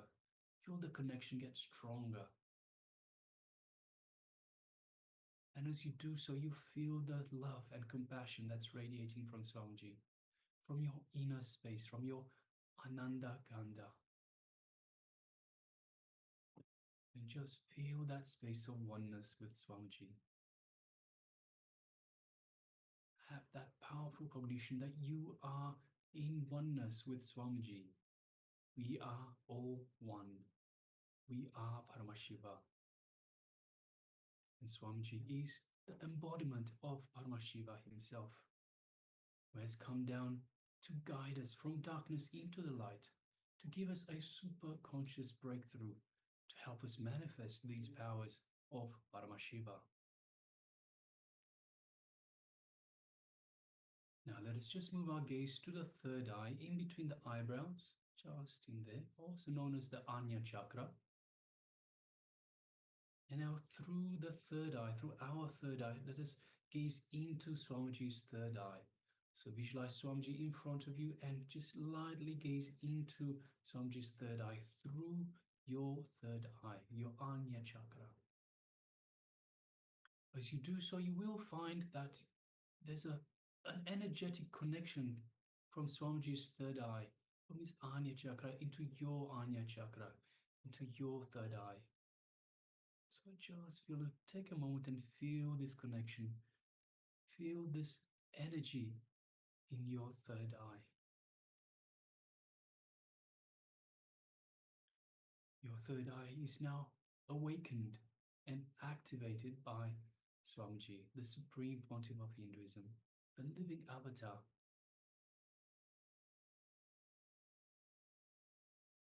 Now let us make a strong declaration, strong intention for everything that's in the right cup to teleport into the left cup. So all the akshata, all the flowers, all the food, naivedyam that you have offered or are offering for the Master, make a strong intention, a strong declaration, give it the order to teleport from one to the other, from one container to the other, from one cup to the other. Strong intention, strong declaration. Nothing else is reality. Nothing else can ever be reality except your intention. Your intention as Paramashiva.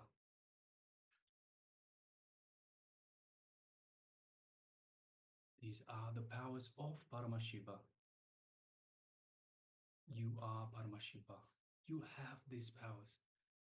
Drop any doubt, unclutch from any doubt, from any thoughts of impossibility again and again.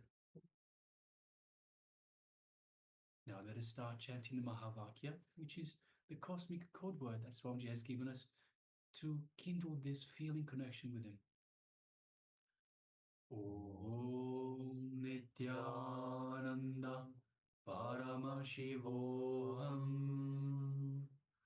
Om Nityananda Paramashivoham. Om Nityananda Paramashivoham.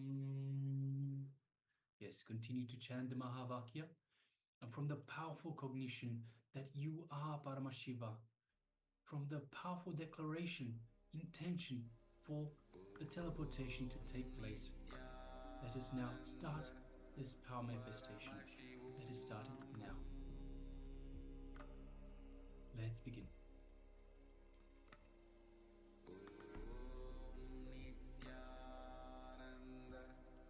Paramashivoham.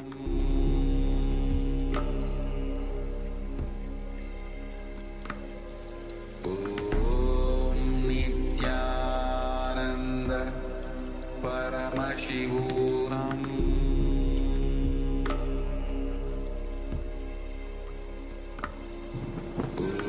Om Nityananda Paramashivoham. Paramashivoham. Om Nityananda Paramashivoham.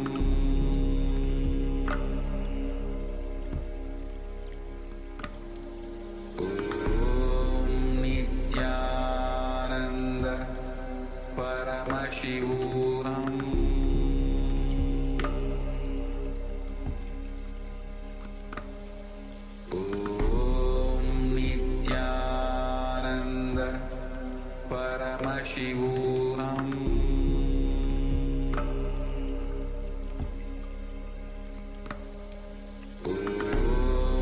Nityananda Paramashivoham.